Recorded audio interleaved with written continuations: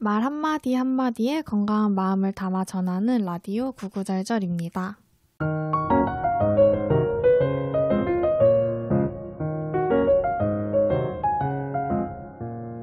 안녕하세요. 세종 FM 98.9MHz 라디오 구구절절의 진행자 세종광역 정신건강복지센터 유리 김영란입니다. 네, 벌써 7월이죠. 올해도 어김없이 뜨거운 여름이 시작되고 있어요. 그래서 여름 하면은 장렬하는 태양, 시원한 소나기, 지글지글 끓는 아스팔트, 시끌벅적한 해수욕장, 마르지 않는 땀, 이렇게 즐거운 여름과 짜증나는 여름이 함께 떠오르는데요. 영란쌤은 여름 좋아하세요? 여름에 이렇게 수많은 이미지가 있었네요. 저는 여름 하면 푹푹 찐다. 어항 속에서 숨 쉬는 것 같다. 이런 생각을 주로 할 만큼 그다지 좋아하는 편은 아니에요. 아무래도 유리쌤이 말씀하셨던 이런 마르지 않는 땀, 또 뭐 극성스러운 모기처럼 약간은 불쾌했던 기억들이 먼저 떠올라서 그런 것 같아요. 유리쌤은 여름 좋아하세요? 저는 더위를 어렸을 때부터 되게 많이 탔어가지고 어렸을 때는 여름을 굉장히 싫어했는데 저는 그 여름에 해가 긴 거를 또 엄청 좋아하거든요. 그리고 그 여름에만 느낄 수 있는 진짜 쨍한 푸릇푸릇함? 그거를 좋아해서 요즘에는 그래도 겨울보다 또 여름에 이런 매력이 있다라고 다시 새삼 느끼고 있는 것 같아요. 그럼 영란쌤은 어떤 계절을 좋아하세요? 저는 약간 쌀쌀한 늦가을을 가장 좋아해요. 그리고 또 이렇게 조금은 어둑어둑해져야 하루를 마무리하고 이렇게 좀 쉴 수 있는 기분이 드는 이렇게 차분한 감정이 들어서 이렇게 해가 좀 짧아지는 계절들을 더 좋아해요. 근데 또 이렇게 너무 추운 건 또 싫어요. 그래서 이렇게 늦가을이 가장 좋더라고요. 떠올려 보면은 제가 좀 활동을 많이 하는 계절들도 봄이나 가을인 것 같아요. 그죠. 아무래도 우리나라 4계절 중에서 봄이랑 가을이 가장 활동하기 좋은 시기잖아요. 맞아요. 그래서 저도 너무 덥거나 너무 추운 날씨보다는 확실히 봄이나 가을에 딱 선선한 날씨에 나들이 하는 거를 가장 좋아하는 것 같아요. 네. 이렇게 좋아하는 계절만으로도 이렇게 풍부하게 이야기를 할 수 있는 게 너무 좋은데요. 사계절만 있어서 좀 아쉬울 정도예요. 계절이 더 많았으면은 더 많은 얘기를 할 수 있을 것 같아요. 그죠. 이렇게 좋아하는 것을 공유하고 이야기 나누는 것이 되게 즐겁기도 하고 또 친밀한 관계를 만드는 데 많이 도움이 되죠. 그래서 보통 이렇게 좋아하는 거나 선호하는 거, 그리고 싫어하는 거나 피하게 되는 것들을 저희는 이제 취향이라고 부르기도 하는데 원래 이제 사전적인 의미로는 하고 싶은 마음이 생기는 방향이라고 해요. 그래서 이게 내 취향이야. 또는 이제 우리 모임은 이런 취향을 가진 사람들이 모여 있어 라고 하면은 이렇게 막 여러 말로 나를 설명하는 것보다 그 사람에 대해서 더 잘 알게 되거나 또 때로는 이제 저런 사람이구나 이런 사람이구나 이렇게 판단하게 되는 기준이 되기도 하는 것 같아요. 그래서 이 취향이라는 것이 어느 날 갑자기 이렇게 뚝딱 생기는 것이 아니라 내가 나를 좀 잘 이해하고 있고 또 긍정적인 방향으로 나아가기 위한 동기가 있을 때 가질 수가 있고 또 외부로도 표현할 수 있다라고 해요. 그래서 어떤 한 가지를 되게 열렬히 좋아하는 사람을 저희가 이제 매니아 이렇게 부르기도 하잖아요. 그래서 예전에는 이런 매니아에 대해서 이렇게 좀 더 직접적인 표현으로 덕후라고 하는 사람들을 이렇게 부정적인 시각으로 바라보는 경우들이 좀 많았잖아요. 이렇게 음침하고 이런 이미지들이었는데 요즘에는 오히려 이렇게 한 가지를 되게 열렬하게 좋아하고 또 다루고 하는 사람들이 오히려 또 존경도 받고 전문가로 인정받는 분위기가 된 것 같아요. 그래서 저는 이렇게 확고하게 표현할 수 있는 자기만의 취향이 있는 사람들이 되게 부러워요. 맞아. 요즘에는 오히려 더 뭔가 취향이 확실한 사람들이 되게 매력적이다라고도 많이 인식이 되잖아요. 그래서 뚜렷하게 내가 무엇을 좀 좋아하고 행복한지 아는 거가 되게 어려운데 그런 것들을 다른 사람한테 이렇게 소개하고 전파할 수 있다는 것이 되게 저도 대단하다고 느껴지는 것 같아요. 그럼 영란쌤은 나는 좀 이런 취향이 있어라고 소개하는 것이 있으세요? 저는 유리쌤하고는 사석에서 가끔 얘기를 좀 나눴었잖아요. 네. 굉장히 취미 부자. 그죠. 네, 뭔가 이렇게 하는 건 참 많은데, 그래서 저는 제가, 나는 참 좋아하는 게 많은 사람이야, 라고 생각을 했었거든요. 근데 이렇게 좀 오히려 뚜렷하게 내가 뭘 좋아하는지 몰라서 그런 건 아닐까라는 생각을 이번에 저희가 소개해드릴 책을 읽으면서 좀 고민하게 됐던 것 같아요. 그 이달의 책이 영란쌤에게 또 영향을 준 것 같네요. 맞아요. 저처럼 이렇게 취향이 뚜렷하지 않아서 또는 내가 뭘 좋아하는지 모르겠어서 아직도 나를 잘 모르겠다 이런 생각 때문에 고민이 된다면 꼭 읽어보시기를 추천드리고 싶은 책이었어요. 네. 그래서 오늘 저희는 거창하고 유난스러운 취향이 아니라 그 매사에 따뜻한 시선과 소소한 관심을 발견하는 취향에 대해서 이야기하고 있는 책, 권예슬 작가님의 취향의 기쁨이라는 책으로 함께 이야기를 나누어 보려고 합니다. 7월의 구구절절 14화 나로 말할 것 같으면 이라는 주제로 시작해 보도록 하겠습니다. 영란쌤은 자기소개할 때 단골 멘트가 있으세요? 보통은 현재 근무하는 기관, 제 직업, 어디 살고 있는지, 또 몇 살인지 이런 객관적인 정보들을 많이 이야기하고 있다라는 생각이 지금 기억을 되짚어 보니까 보통은 그런 것 같다라는 생각이 들어요. 그래서 아무래도 공적인 자리에서 저를 소개할 일이 많아서 그랬던 것 같아요. 그래서 제가 알고 있는 영란쌤은 약간 팀원들을 잘 챙겨주시고 뭔가 좀 보듬어주는 부모 같은 그런 느낌이 저는 조금 있었거든요. 저희가 뭔가라도 부족한 것 같으면은 막 이제 서랍에서 바리바리 꺼내가지고 이게 좋다 저게 좋다 막 이렇게 잘 챙겨주시는 이미지가 있어서 더 지금 앞서서 소개해주신 모습보다 더 다채로운 모습을 가지고 있어서 그런지 이런 객관적인 정보만 듣고서는 영란쌤을 떠올리기가 어려운 것 같아요. 네. 약간 보부상의 이미지가 강하죠, 제가. 물건이 진짜 많으세요. 다양하게 정말. 좋아하는 게 많아서 라고 핑계를 대보고 싶네요. 네. 근데 저도 유리쌤은 어떤 사람이에요? 라는 질문을 들으면 유리쌤의 어떤 객관적인 정보들보다는 맛있는 것을 좋아하는 미식가, 책과 여행을 사랑하는 풍류가 그리고 또 지금은 모르겠어요. 근데 꾸준히 러닝을 즐기는 뭔가 이렇게 당찬 MZ세대 네. 또 이렇게 생각하고 있는 거는 올곧게 또 이렇게 뚝심 있게 실행하는 그런 친구를 더 먼저 떠올리게 되거든요. 네. 이제 물론 저희는 오랜 기간 이렇게 가까이에서 보면서 관계도 맺고 상호작용도 하고 있어서 이런 주관적인 느낌이 더 이렇게 서로의 이미지에 반영되고 있어서지 않나라는 생각이 들어요. 네. 그래서 자기소개와 취향이 무슨 관계인가 하실 텐데 이 취향이라는 것이 단순히 무엇을 좋아한다는 범위를 넘어서 어떤 대상 또는 어떤 영역에 적용되고 있고 또 얼마나 넓고 다양한지에 따라서 나라는 한 사람의 정체성과도 연관된다고 해요. 그래서 생각보다 범위가 되게 넓죠. 앞서서 저희가 취향의 이런 사전적인 정의를 말씀드렸는데 정의만 들었을 때는 그래서 취향이 뭐지? 나는 어떤 취향이 있지? 라고 이렇게 직관적으로 딱 알기가 어려웠거든요. 근데 이렇게 서로 생각하는 상대의 이런 취향 맞춤 이미지들을 듣고 보니까 조금은 알 것 같다라는 생각이 들어요. 그래서 사실 나의 취향은 이거야 라고 명확하게 좀 이야기할 수 있는 사람들이 많지는 않을 것 같아요. 그래서 정말 아직 취향을 알지 못해서 또는 취향이 있지만 그것을 취향이라고 알아차리지 못해서일 수도 있겠다고 생각이 드네요.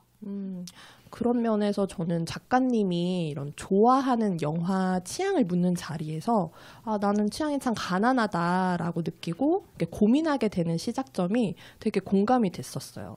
그래서 오늘 저희 구구절절을 시작하면서 유리쌤이 질문을 주셨을 때도 그랬지만 저는 아직 제 취향이 뭐냐고 물으시면은 뭐라고 대답해야 되지? 하고 이렇게 머뭇머뭇할 때가 좀 대부분이거든요.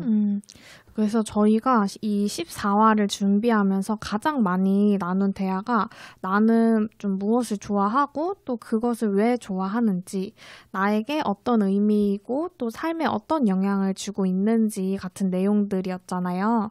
그러면서 좀 처음엔 그저 단순히 좋아하는 건 아니면 취향이라는 것에 대해서 알아갈 뿐이었는데 이게 가면 갈수록 뭐 나라는 사람에 대해서 알아가게 된다라는 생각을 했었어요. 맞아요. 그래서 취향 하나에 그렇게까지라고 하실 수도 있는데 이 자아 정체성이라는 개념이 나는 누구인가라는 물음에 대해서 자기 자신의 독특성에 대해서 인지하고 또 일관된 자기상을 가지고 서로 다른 동일시가 하나의 주된 성격 조직으로 통합되어 느껴지는 자기감이라는 것을 생각해 보면 어쩌면 이런 취향을 찾아가는 과정이 나아가서는 자아 정체감의 일부분을 채우는 한 요소이지 않을까라는 생각이 들어요. 그래서 이 자아정체성의 확립이 청소년기의 특징으로 알려져 있지만 실제로는 전 생애에 거쳐서 끊임없이 수정되고 또 재확립되기 때문에 취향을 찾아간다는 것은 자아정체성의 변화와 자기 이해에 도움을 줄 수 있다고 이해하면 좋을 것 같아요. 네, 이런 취향의 필요성에 대해서 작가님은 이렇게 이야기를 해주셨는데요. 책의 39페이지에 있는 글입니다. 늘 좋은 결과를 만들고 싶은 나는 좋은 재료들을 비축해두기 위해 자주 쉬어주는 삶을 살기로 했다.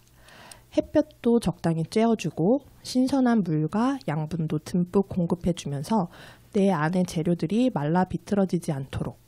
그래야 맛있는 음식을 지치지 않고 오래도록 만들 수 있을 테니까. 신선한 재료도 내 안에서 나오고 요리를 하는 것도 결국 나 자신일 테니까 말이다. 이렇게 취향을 갖는다는 것을 요리에 비유를 해주셨는데 좋은 음식을 만들기 위해서는 건강하고 신선한 좋은 재료들이 있어야 하는데 취향을 갖는다는 게 결국 이런 좋은 요리 재료들을 비축해두는 것과 같다라는 이야기였어요. 네. 그래서 이 취향을 갖는다라는 것 자체가 어떤 삶의 변화를 바로 가져온다기보다는 내가 이런 취향이 확고하고 나 스스로 이런 자아정체성이 잘 확립이 되어야지 나를 좀 건강하게 지키는 방어막을 내가 만들어준다라는 느낌으로 이해를 해주시면 좋을 것 같아요. 그래서 지금부터는 이 좋은 재료를 비축하는 일, 그리고 나의 취향을 찾아가는 방법에 대해서 이야기를 나눠볼까 해요. 저는 이제 책을 읽고 나서 취향을 찾는 가장 좋은 방법이 꾸준하게 무엇이든 하는 것이라고 결론을 내봤어요. 맞아요. 유리쌤이 책 읽고 이야기 나눌 때마다 계속 저한테 강조하셨던 게 기억이 나요. 저도 취미를 할 때 뭔가 이렇게 길게 꾸준히 한 경험이 없다 보니까 이제 이거를 좀 마음에 많이 와닿은 구절이라고 꼽아봤는데 이 책에서 작가님이 파스타에 대한 애정이 듬뿍 묻어나는 구절이 나오게 돼요. 그래서 처음부터 작가님이 이게 요리를 잘하시지는 않았는데 지금은 적어도 작가님의 입맛에 꼭 맞는 파스타를 만들 수 있다고 하셨거든요. 근데 그 비결이 바로 꾸준함이라고 말씀을 하셨어요. 그래서 페이지 77페이지에 나와 있는 구절 한번 읽어드리도록 하겠습니다. 파스타 하나에 이렇게 진지할 일인가 싶겠지만 좋아하는 일을 오래 하고 싶다면 잘하는 것보다 오래 초점을 맞춰야 한다고 생각한다. 오래 하기로 마음먹었다면 나와의 합을 꾸준히 천천히 맞춰나가 보는 것이다. 그리고 그런 시간들이 켜켜이 쌓이다 보면 좋아하는 일이 어느새 잘하는 일로 느껴지는 충만한 순간을 찾아올지도 모른다. 네. 취향이 꼭 잘하는 일을 뜻하는 것은 아닌데 우리가 너무 오해를 하고 있었다라는 생각이 들었어요. 그래서 좋아해서 시도해보고 싶은 일인데 이게 또 잘하지 못할까 봐 막 해보지 못하고 두려움 때문에 망설이는 경우들이 많잖아요. 그래서 이어서 혹시 그런 두려움들을 느끼고 계신 분들께 소개해드리고 싶은 페이지가 있었어요. 58페이지 한번 소개해드릴게요. 그림을 매일 조금씩 그려보기 시작한 이후로 나는 시작을 전보다 두려워하지 않게 됐다. 첫 단추를 잘 깨는 것보다 중요한 건 단추든 그림이든 일단 시작해봐야 한다는 것. 잘못 깬 단추라면 다시 깨면 그만이고 잘못 그린 선이라면 그 옆에 또 다른 선을 그리면 된다. 그림에도 인생에도 정답은 없듯 무수한 선들이 이어지면서 결국 나만의 그림체가 완성될지도 모르니까. 게다가 노력한 나와 시도해본 나가 내 안에 또렷이 남기도 할 테니 손해보는 일은 더더욱 아니다.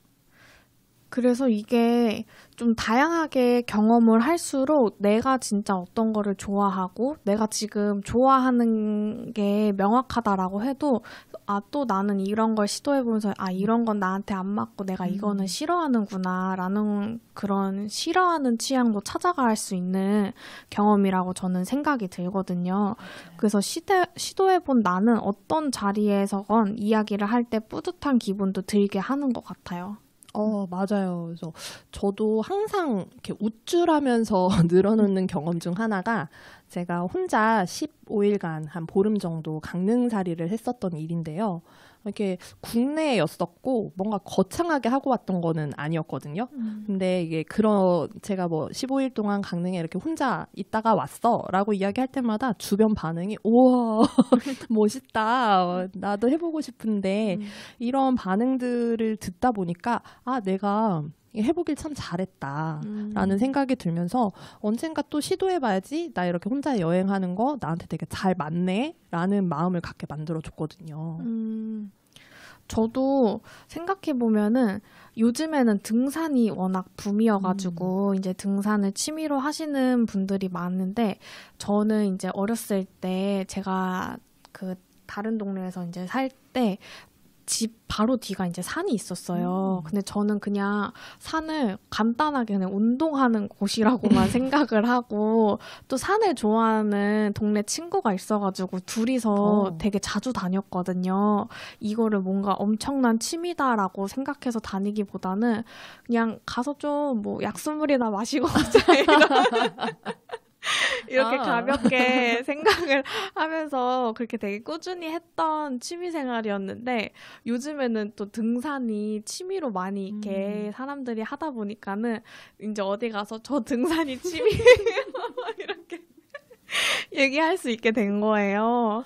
그래서 저도 이게 진짜 그냥 뭔가 하나 별거 아니다라고 내가 생각하는 거라도 뭔가를 꾸준히 하면은 그게 취향이 되고 그게 나를 좀 표현할 수 있는 일이 되는구나 라고 좀 느껴졌던 경험이었어요.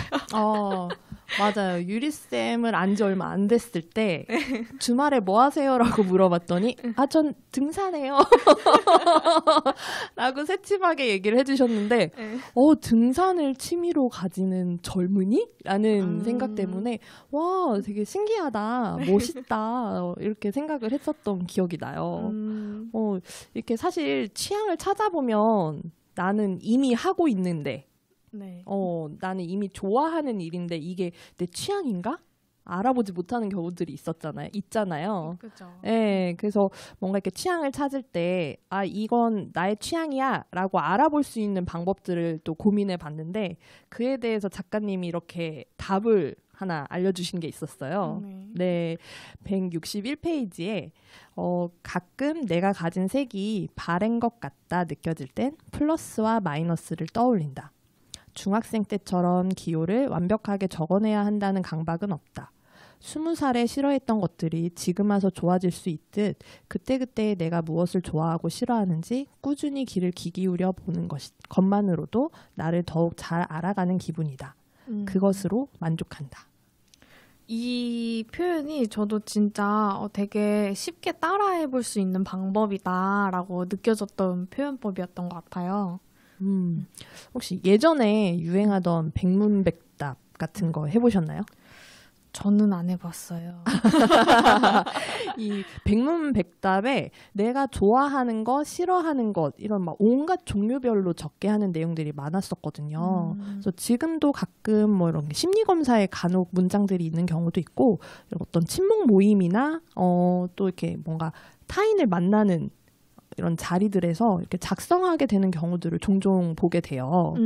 그죠. 이게 약간 레크레이션으로도 많이 이제 사용되는 방법이기도 한데 또 이게 부모님이 작성한 것을 보고 뒤늦게 우리 부모님의 취향은 이랬구나 하고 이해하게 되는 광고도 나왔었잖아요, 예전에. 그래서 이렇게 서로의 취향을 공유하면서 나를 알리기도 하고 때로는 이게 나의 몰랐던 모습과 취향을 발견하게 되는 것 같기도 해요. 맞아요. 또 특히 요즘은 SNS가 발달돼서 취향을 공유하고 또 이렇게 알고리즘을 통해서 그 관심 있는 분야를 더 활발하게 이렇게 만들어 줄 수 있는 구조가 됐잖아요. 그래서 취향이 비슷하면 어떤 그룹이 만들어지기도 하고 또 SNS를 통해서 이 온라인에서 소통하던 것들이 오프라인 모임으로 이렇게 이어져 가기도 하고요. 그죠. 그래서 이 작가님처럼 좀 내 취향을 잘 모를 때에는 주변에 이제 접하게 되는 취향을 쫓아가는 것도 도움이 된다라고 하셨어요. 그래서 그런 면에서 SNS는 좀 좋은 통로인 것 같다라는 생각도 했어요. 맞아요. 근데 이게 SNS가 또 꼭 반드시 좋은 영향만을 주는 거는 아니에요.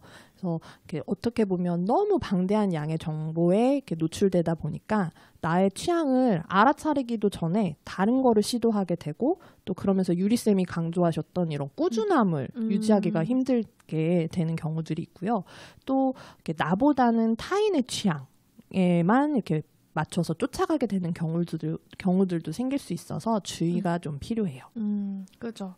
아무래도 SNS에서는 막 취미를 하나 해도 엄청 장비를 진짜 다 갖추고서 정말 멋있게 한 모습들이 되게 많이 올라오잖아요. 그렇죠.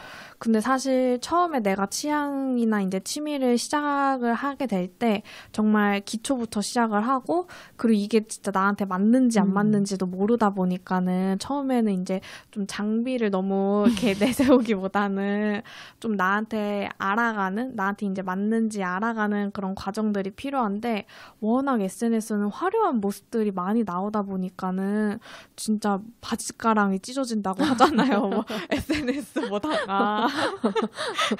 그래서 약간 그렇게 되는 것들을 조금 조심해야 되는 것 같기도 해요. 그리고 SNS에서는 이런 단편적인 정보만 보여주기 때문에 자칫하면 취향 간에 또 서열을 비교하게 되면서 이 열등감을 좀 조장하게 되는 경우들도 있다라고 생각이 들거든요.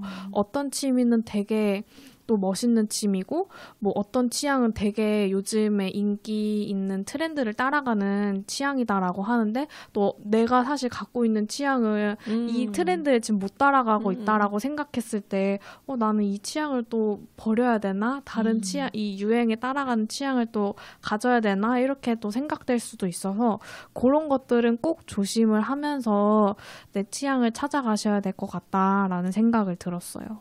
맞아요. 제가 아까 이렇게 백문백답 얘기를 잠깐 했었는데 초창기 때 제가 이렇게 백문백답을 써서 올리는 이제 그러니까 다른 사람들이 보게 게시를 해야 되는 상황이다 보니까 뭔가 이게 진짜 내가 이걸 좋아해. 난 이거 싫어해. 라는 이 답을 하기가 좀 조심스러운 거예요. 그래서 뭔가 다른 사람들을 웃겨야 돼. 막 이런 재치 있게 써야 돼. 라는 그런 강박에 사로잡혀서 진짜 제 모습은 쓰지 못했던 기억이 나요. 또 아까 유리쌤이 말씀하실 때 굉장히 찔렸거든요. 장비빨. 또 한동안은 제가 이런 클래식 관련된 SNS를 보다가 너무 멋있는 거예요. 우아하고 막 고급스럽고 그래서 저도 이런 자랑할 만한 취미를 갖고 싶다. 이런 취향 나 이거 좋아해라고 말하고 싶다 생각을 해서 갑자기 바이올린을 배웠었는데 안 돼서 정말 짧은 기간 배우고 금방 그만뒀던 경험담도 이런 부끄럽지만 지금 이렇게 들으면서 생각이 났어요.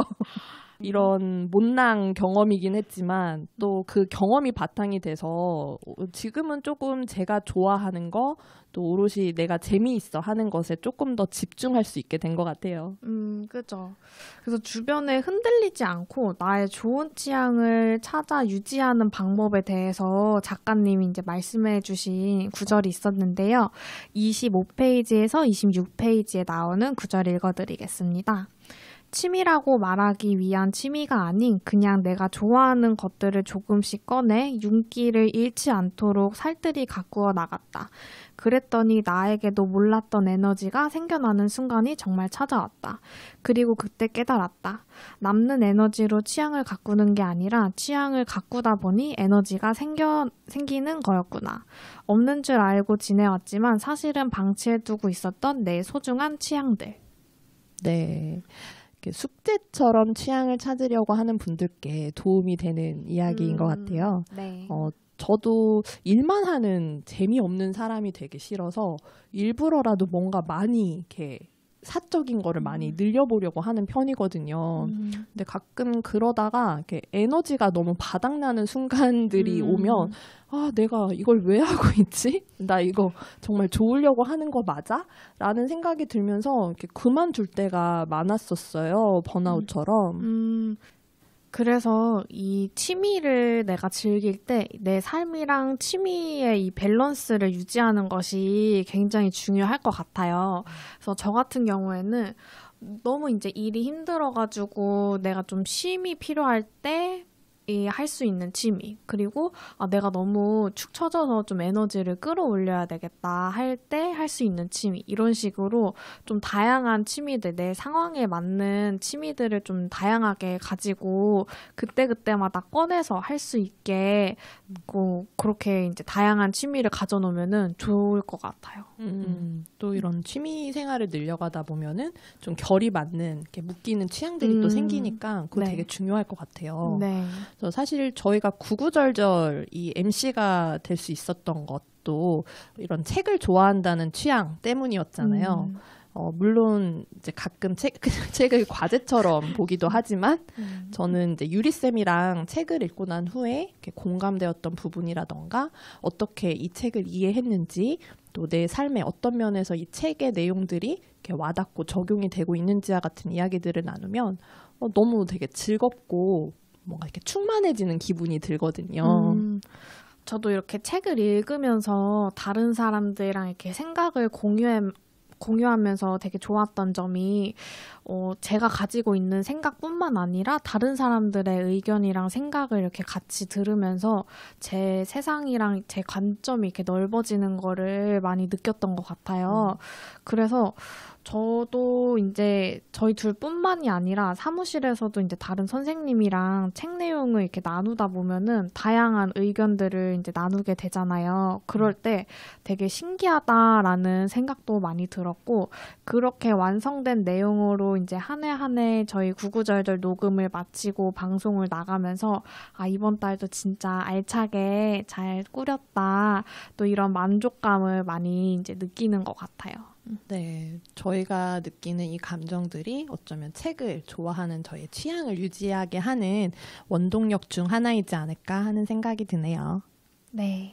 그래서 취향을 찾는 과정이 이제 어렵게 다가가기보다는 좀 작가님처럼 소소한 일상에서부터 잘 지내고자 하는 순간들을 모아가면 좋을 것 같아요. 그래서 그런 의미로 소개해드릴 책 구절 말씀드릴게요.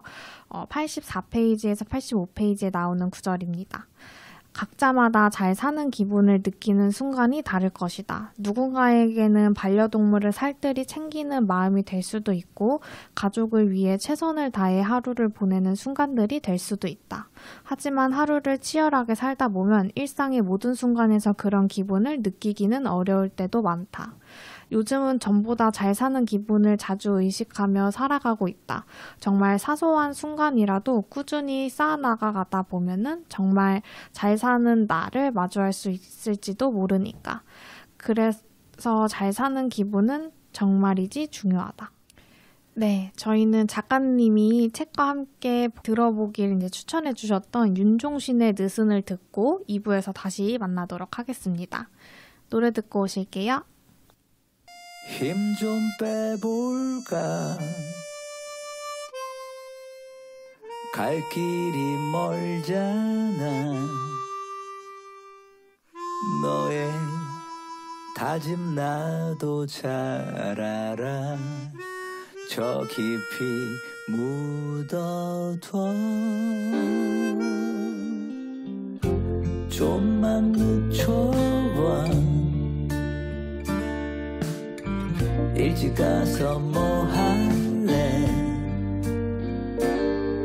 저기 낯선 길로도 한번 가보자. 궁금하잖아.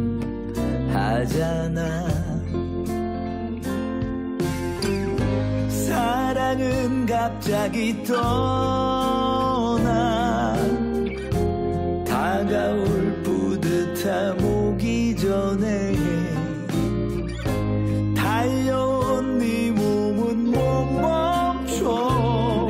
바싹 묶은 신발끈은 이제 좀 늦은 너의 따뜻한 피 흐르게 해줘.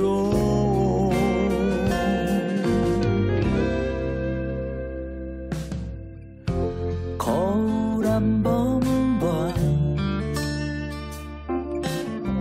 그 사람 너만이 찌푸린 미간 속에 너 덮여진 너 가끔 꺼내줘.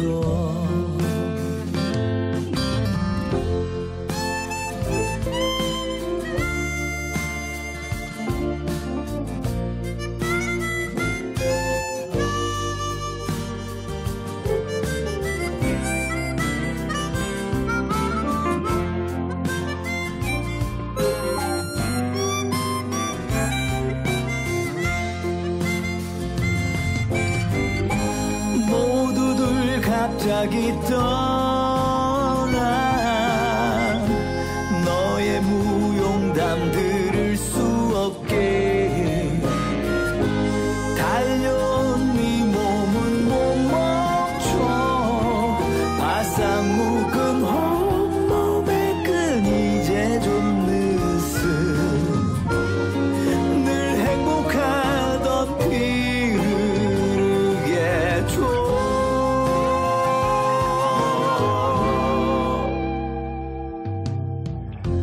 난 널 사랑해. 우린 너를 사랑해.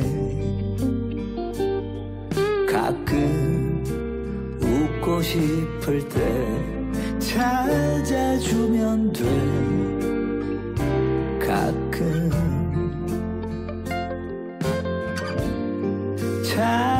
찾아주면 돼. 가끔